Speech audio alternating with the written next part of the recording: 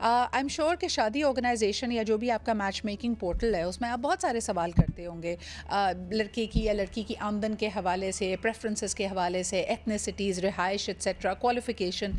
लेकिन ये कैसे पता लगाया जाए कि पैसे को लेकर एटीट्यूड क्या है, क्या लड़का या लड़की कंजूस तो नहीं है? ये पता लगाने का क्या तरीका है? लड़का और लड़की कंजूस तो नहीं है, देखिए वो तो बंदे को एक्सपीरियंस आता है जब वो अपनी ज़िंदगी में चलता है। बेसिकली ये सारी चीज़ें डिपेंड करती हैं फैमिली के ऊपर, क्योंकि फैमिली में जो डिसीजन मेकर्स होते हैं वो हमारे पेरेंट्स होते हैं, और ये सारी चीज़ें मुंसलिक होती हैं पेरेंट्स से।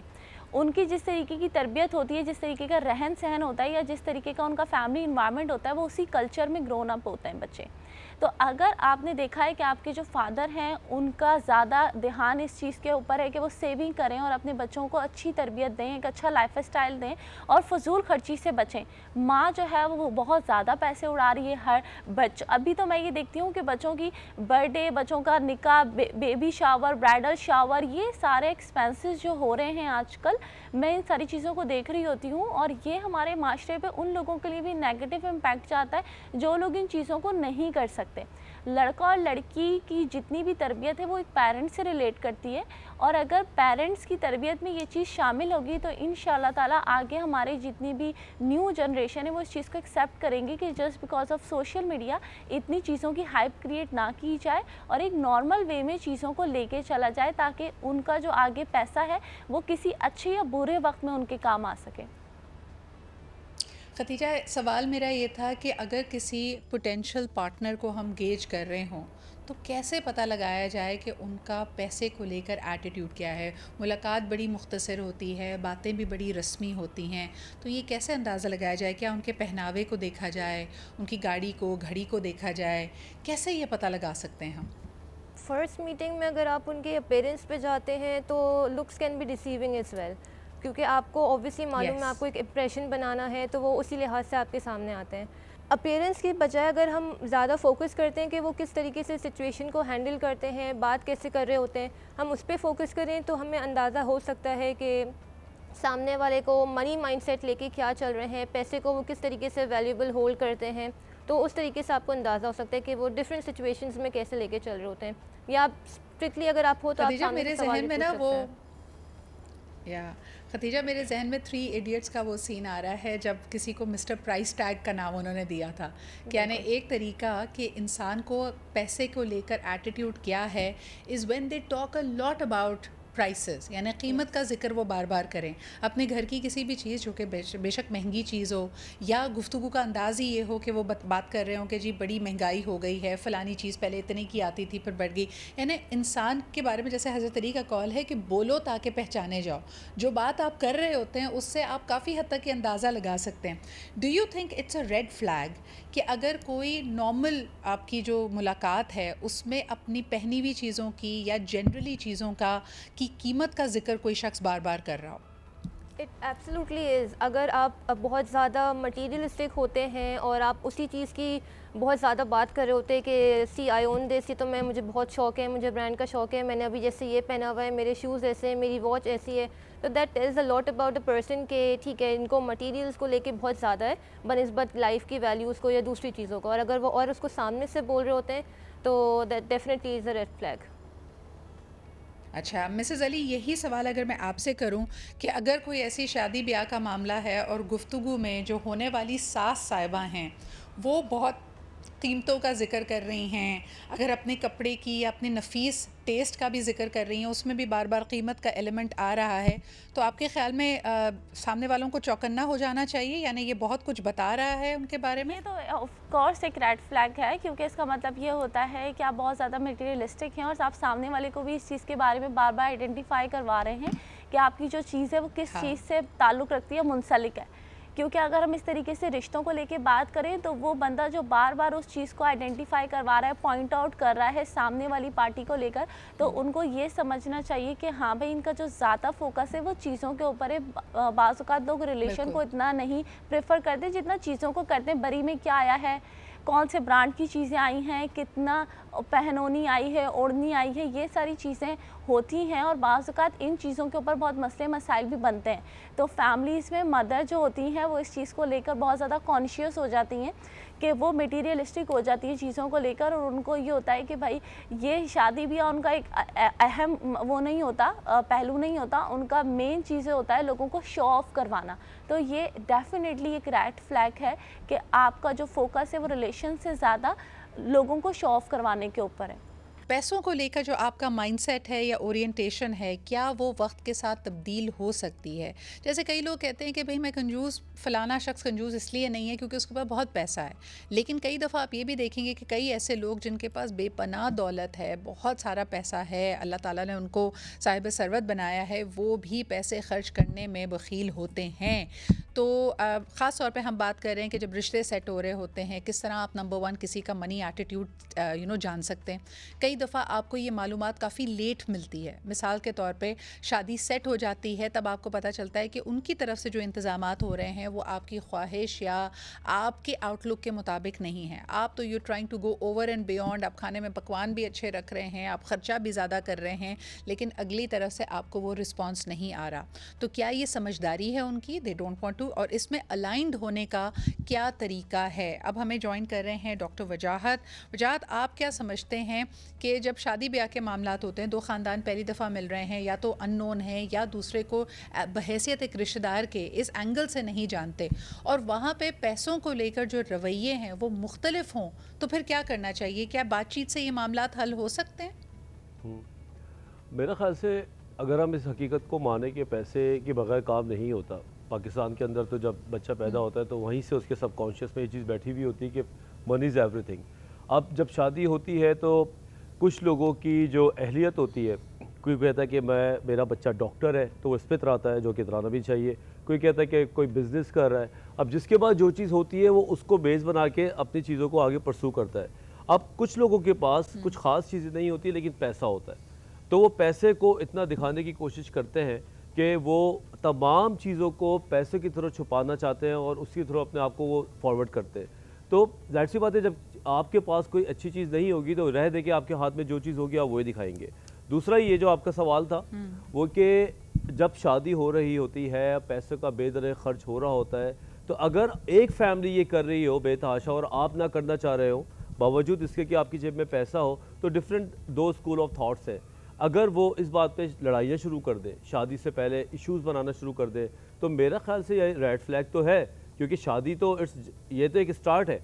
इसके बाद जो आगे चीज़ें आने वाली हैं, त्यौहार है और भी चीज़ें, वहाँ पे भी बार बार यही बातें होंगी और आपका स्कूल ऑफ थॉट्स डिफरेंट है, तो लड़ाई झगड़े तो हो सकते हैं। या तो आप असर्ट करके सीधी सीधी उनसे बात करें। अच्छा, एक तसव्वुर है ना, जैसे वजाहत अभी आपने कहा कि कोई शख्स बिजनेसमैन है, या आपकी जब इनिशियल मुलाकातें हुई हैं तो आपको एहसास हो गया या अंदाज़ा हो गया कि इस शख्स की अहलियत कितनी है, ये कितने पैसे कमाता है।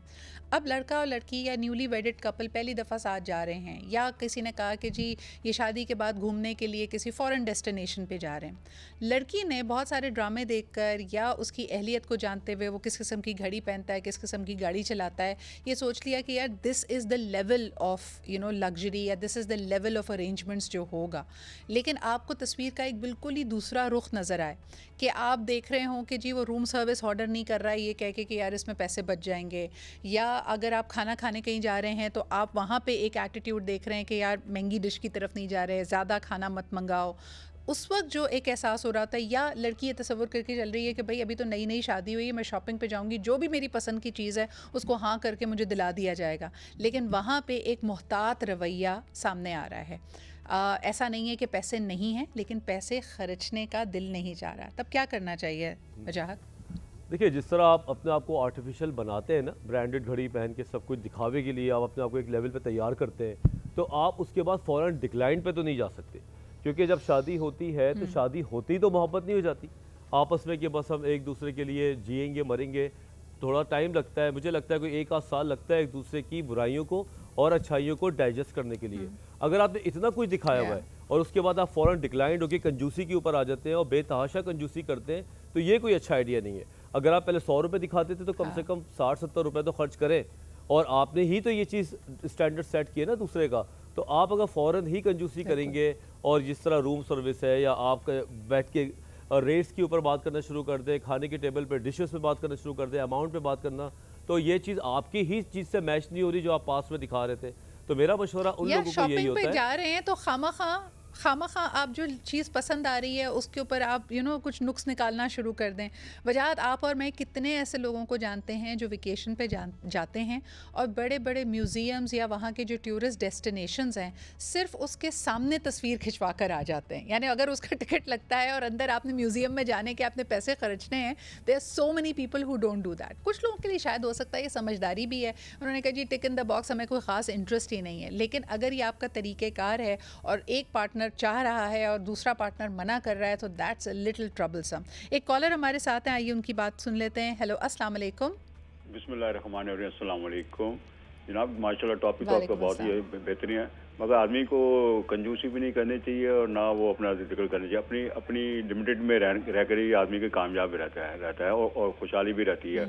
बाकी पार्टनर के बारे में तो आपने बहुत अच्छी बात की कि 100 रुपये हो तो पहले आप 100 दिखाते, बाद में 50-60 दिखाते, ये भी ठीक है, मगर इतना भी 100 से आप 20-30 पे आ जाए ये भी अच्छी बात तरीक़ाकार नहीं है।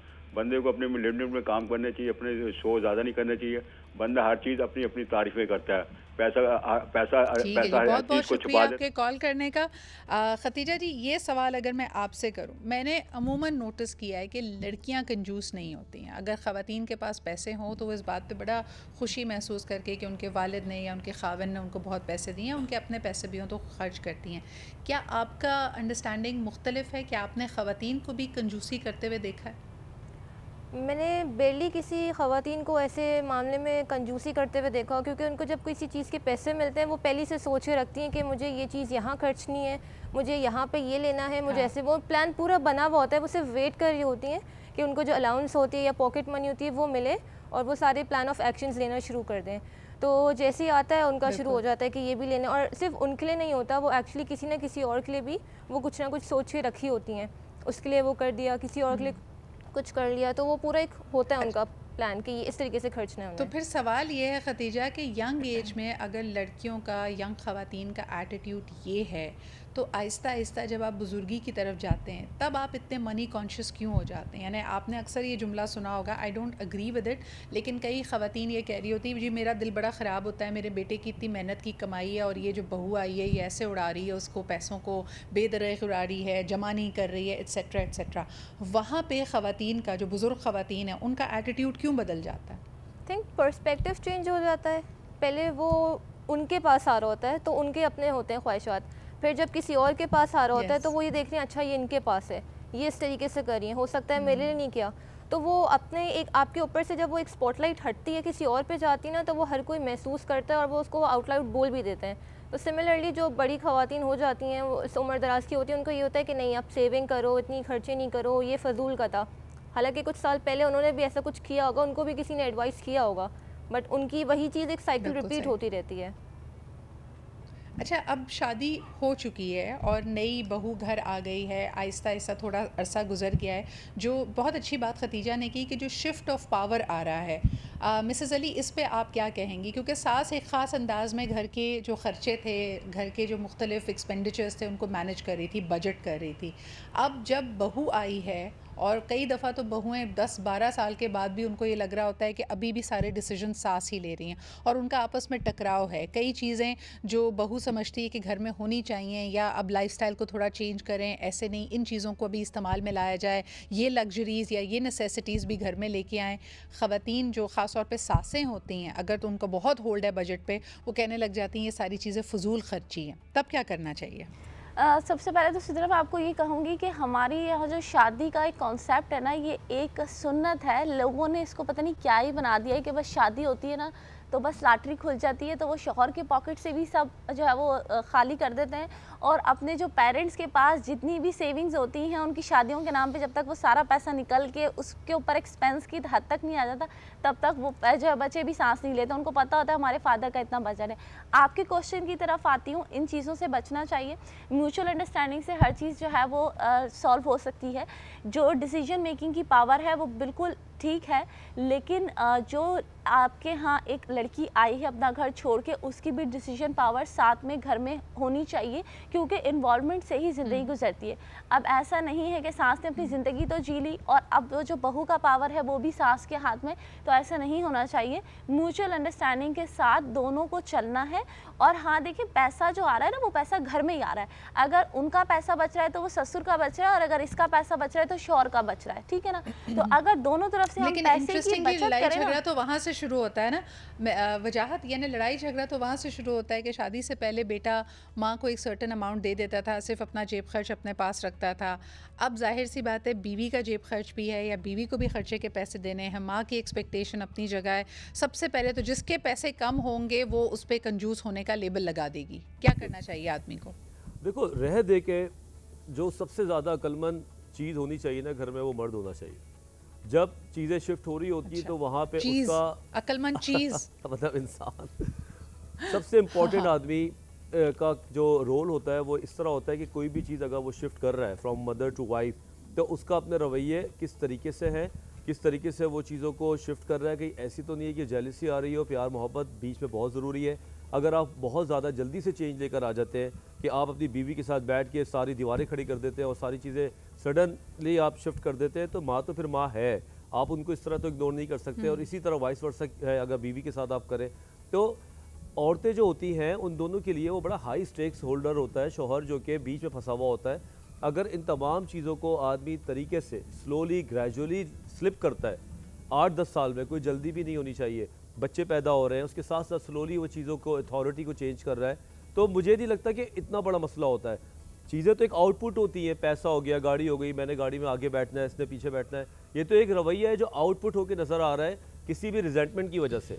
वो रिजेंटमेंट्स क्यों पैदा हो रही हैं, वो नफरतें क्यों आ रही हैं? लेकिन चला कॉमन सिनेरियोस की बात कर लेते हैं ना। वजाहत रिजेंटमेंट इसलिए आ रही है कि आप कहें कि लड़की यानी जो बहू है, जो बीवी है, वो तो बचत के तमाम 101 तरीके अपनाए। घर में अगर साबुन भी है तो वो देर तक चले, और दालें भी हैं तो वो देर तक लास्ट करें। लेकिन एक वो रवैया देखती है कि जब मेरी नंदें आती हैं या घर में कोई ससुराली रिश्तेदारों ने आना होता है, तब कैसे ख़जाने के मुंह खुल जाते हैं, तब आपकी अरेंजमेंट्स ही फ़र्क होती हैं और आप उस वक्त वो वाली तमाम जो ज़ाब्ते हैं वो नहीं कर रहे होते। लाइकवाइज नंद की शादी है या उसके घर से कोई आ रहा है तो तोहफे की भी जो मियाद है वो बढ़ जाती है। तो यहाँ पे जब आप बैलेंस नहीं क्रिएट कर पा रहे होते, और आदमियों के लिए बहुत मुश्किल है। एक तरफ वालदा की ख्वाहिश है कि बेटा ये तो करना पड़ेगा, बहन घर पे आई है तो उससे रिलेटेड हमारी जिम्मेदारियाँ हैं, लेकिन बहू पे नोटिस करिए जी पूरा साल हमें तो कहा जाता है कि हम बचत करें, लेकिन एक ही दिन के अंदर या नंद के आने के वक्त पूरा का पूरा बजट आउट क्यों हो जाता। कंजूसी का जिक्र हो रहा है कुछ ख़ास मेहमानों के लिए, ख़ासतौर पर जब अपनी बेटी आ रही होती तो सास के जो सारे बजटिंग असूल होते हैं वो ज़रा साइड पर रख दिए जाते हैं। ऐसी सिचुएशंस में क्या किया जाए? सबसे पहले ये सवाल अगर खतीजा मैं आपसे करूं कि एक तरफ तो हम बात कर रहे हैं ना कि भाई समझदारी की, चेंज ऑफ पावर होगा, यादा यादा यादा, लेकिन मोर इम्पॉर्टेंटली बहू अगर ये नोटिस करे कि भाई जब अपने घर वाले आते हैं, यानी बेटी आती है, बेटी के ससुराल आता है, तो बड़ा मुख्तलिफ रवैया होता है पैसे को लेकर, तब क्या किया जाए? तब बात यही हो जाती है कि अगर कोई बहू है उसके जहन में यही चीज़ आएगी कि कल तक इस चीज़ से मुझे रोका जा रहा था, वही चीज़ अपनी बेटी के लिए मतलब पूरा खुल के हो रही है ना, पुरजोश तरीके से हो रही है, तो वहीं से कंपैरिजन जोन आता है। जो शुरू में आप कहा जाता है ना कि भाई बेटी बना के रखेंगे, तो आप ऐसी बात ना ही करें कि बेटी बना के रखेंगे जब आपके जहन में ऑलरेडी है कि ये बहू बहू रहनी है, बेटी बेटी रहनी है। तो आप शुरू में इतनी एक्सपेक्टेशन उसको ना दें कि हम ऐसे रखेंगे वैसे रखेंगे और फिर बाद में आप कुछ और दिखाते हैं। तो आप पहले से एक ग्राउंड सेट कर लें कि ये चीज़ें हैं जो पॉसिबल हैं, ये चीज़ें हैं जो पॉसिबल नहीं हैं, ताकि वो भी कंफर्टेबल रह के अपने आप को फिर जो भी उसको थोड़ा सा शिफ्ट लाने हैं वो भी अपने लाएं और आप भी थोड़े से उसमें एडजस्ट कर सकें। सिद्रा, मैं यहाँ एक और पॉइंट ऐड करूँगी। जो कॉन्फ्लिक्ट्स आते हैं ना, बेसिकली वो आते हैं शादी के साल भर के अंदर ना, जो शादी के बाद से एक साल होता है ना, उसमें सारे कॉन्फ्लिक्ट्स आते हैं। तो द थिंग इज, जब हम अपने बैंक अकाउंट्स को पूरा एम्प्टी कर देते हैं और शादी के एक्सपेंस को लेके, तो फिर बाद में तो हमारी कंजूसी बनती है क्योंकि हमारे पास अब पैसा तो है नहीं। तो इसके लिए हमने एक लिमिटेड बजट रखा होता है। तो लग गए शादी में ही लग गए। बिल्कुल ऐसे ही है। तो हमारा जब सारा बजट लग जाता है शादी के अंदर, फिर हमें कंजूसी याद आती है।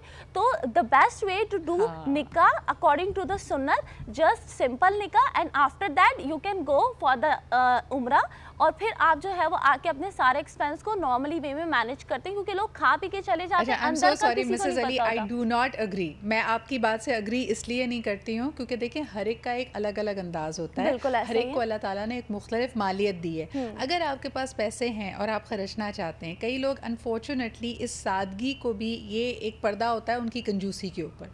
तो I think it's better to talk out about your expectations. किसी का अल्लाह ताला ने देखें अगर आपको साहिब सरवत बनाया है, आपको चीज़ों से नवाजा है, आप बेशक उसको खर्च करें, उसको दिखावे की नीयत से ना करें, लेकिन जो आपका हक बनता है आप उसको करते हैं। यानी कई लोग जो ये कह रहे होते हैं ना कि जी बिल्कुल ही सादगी पे चले जाएं, ये भी ना करें वो भी ना करें, I think that's also extreme. बिल्कुल बिल्कुल, लोग बस शो ऑफ कर रहे हैं, इतना शो ऑफ ना करें। आप लिमिटेड बिल्कुल अकॉर्डिंग टू सुन्नत पे आप क्या के 4 लोगों में निकाह भी ना करें, अगर आप इसको हॉल पे तक भी ले जाएं, लेकिन लिमिटेड रखें। वो जो हमें प्रॉब्लम आ रही है ना कंजूसी का एलिमेंट, वो इसीलिए आ रहा है जब कुछ होगा ही नहीं बैंक अकाउंट्स में, तो हम आगे एक्सपेंस कैसे करेंगे, तो फिर कंजूसी तो बनती है। दबाव में आके खर्चा ना करें, जो आपकी अपनी ऑनेस्ट बाउंड्रीज हैं, फाइनेंशियल बाउंड्रीज हैं, उसको अपहोल्ड ज़रूर करें।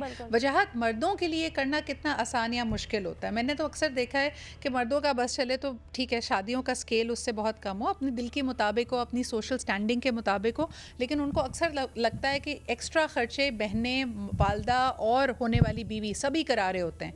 यानी I don't think a lot of men are interested in having a mehndi event, लेकिन उनको करना पड़ता है। क्या कहेंगे? वैसे थोड़ा सा इससे पीछे से आऊँगा कि मेरे 2 भाइयों की शादी लास्ट ईयर हुई और दोनों को मैंने शादी के बाद के पोस्ट डेटेड चेक्स दिए इनाम में, जो भी होता है, और अच्छे खासे पैसे थे, क्योंकि मुझे पता था अगर मैं शादी से पहले दूंगा ये भी उड़ जाएंगे।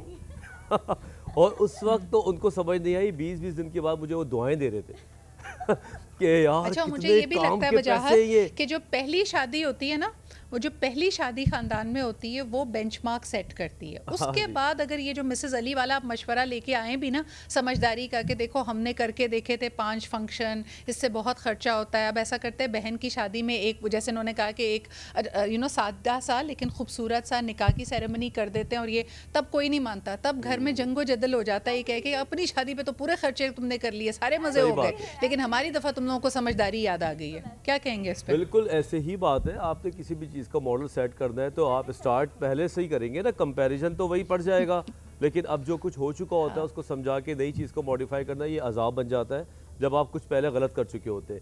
लेकिन ट्रेंड भी तो चेंज हो रहा है ना, पहले 4-4, 5-5 ओकेजन्स होते थे, अभी शादी को जल्दी निपटा देते हैं, कोशिश करते हैं 2-3 ओकेजन में शादी हो जाए, फिर लोग थोड़ा वेस्टर्नाइज भी हो गए, डे टाइम पे कर रहे हैं, थोड़ा सा और डिफरेंट चीज़ें आ गई, तो भाई आप मॉडिफाई हो सकते हैं, बेहतर हो सकते हैं। मुझे याद है वजाहत हमारे बचपन में, क्योंकि हम कराची में पले बढ़े, तो हम इस बात को बड़ी हैरत से सुना करते थे कि पंजाब में, लाहौर में दिन की शादियां होती थी, यानी हमारे लिए बड़ा एलियन कॉन्सेप्ट था।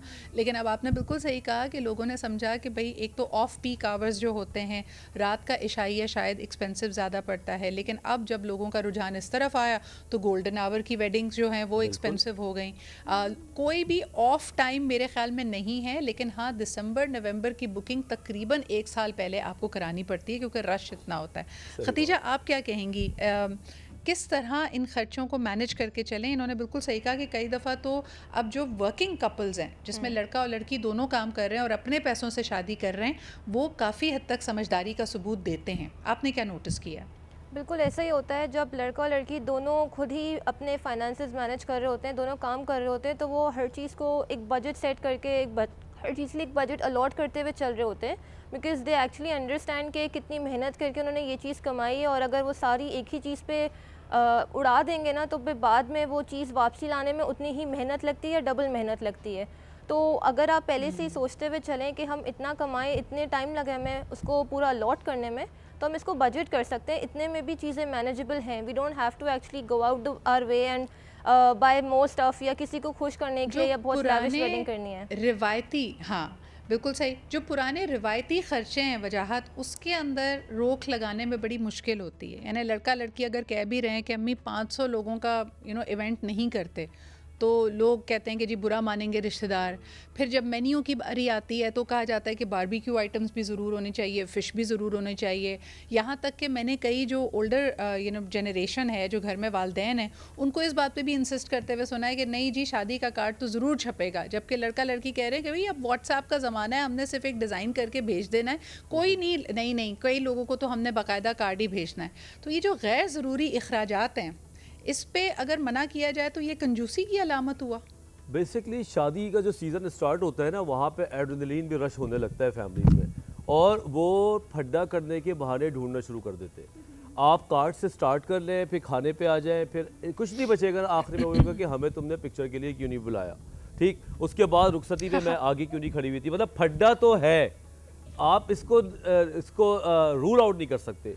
अब आप इस चीज़ को एक्सेप्ट कर लें, कहीं ना कहीं बनाता है हमारे यहाँ की शादियों को। हाँ, कहीं अगर मैंने फड्डे को डील करना है तो मैं फिर अपनी मर्जी चला लेता हूँ, अपने पैसे बचा लेता हूँ। मैं यही बोलना चाहूँगा कि शादी से इम्पोर्टेंट शादी के बाद के 6 महीने। अगर शादी के बाद आपके 6-8 महीने के बाद पैसे हैं तो आपको रोमांस भी अच्छा लगेगा, बीवी भी अच्छी लगेगी, और आपको उसकी थोड़ी छोटे मोटे ख्वाहिशात भी अच्छी लगेंगी। दूसरा ये कर्जा कभी ना लें। अच्छा मिसेस अली, एक हमने देखा था, हाँ, एक बड़ा ट्रेंड बीच में आया था कि 2 इवेंट्स को साथ मिला लिया जाए। जैसे मेहंदी करने की ख्वाहिश भी है लेकिन बारात भी, तो हमने कहा चलो जी दोनों को मिला के शेंडी हो जाए। या फिर लोगों ने कहा कि जी अब अलग अलग इवेंट्स क्या करें, वही सादगी से निकाह कर लें और शादी और वलीमा दोनों लड़का लड़की अपने अखराजात मिलाकर उसको एक ही इवेंट कर लेते हैं। ये वक्त की ज़रूरत है, या इस पर भी हमने देखा है कि कई जो रिवायती रिश्तेदार होते हैं उनका एक रद्द अमल आता है कि बड़ी कंजूसी की शादी में, एक ही तो शादी करनी थी, प्रॉपर अंदाज में करते। देखिए, कुछ तो लोग कहेंगे, लोगों का काम है कहना, तो आप अपनी जेब के हिसाब से चलें। वो कहते हैं ना, चादर देख के पैर फैलाएं। तो this is the right concept कि अगर किसी 2 ख़ानदानों की म्यूचुअल अंडरस्टैंडिंग खर्चे को या टाइम को लेके, देखिए हर चीज़ सिर्फ खर्चे से रिलेट नहीं करती। कुछ लोगों के पास टाइम की भी बहुत ज़्यादा वो लोग वैल्यू करते हैं। तो अगर इन चीज़ों से, अगर 2 ख़ानदानों की म्यूचुअल अंडरस्टैंडिंग से कोई अच्छा डिसीजन हो जाता है, डिसाइड हो जाती हैं चीज़ें, तो उसको लेके चलने में मुझे नहीं लगता कि कोई दूसरे या तीसरे बंदे को इस चीज़ के ऊपर डाउट करना चाहिए। ये बहुत इंपॉर्टेंट चीज़ है। बिल्कुल सही।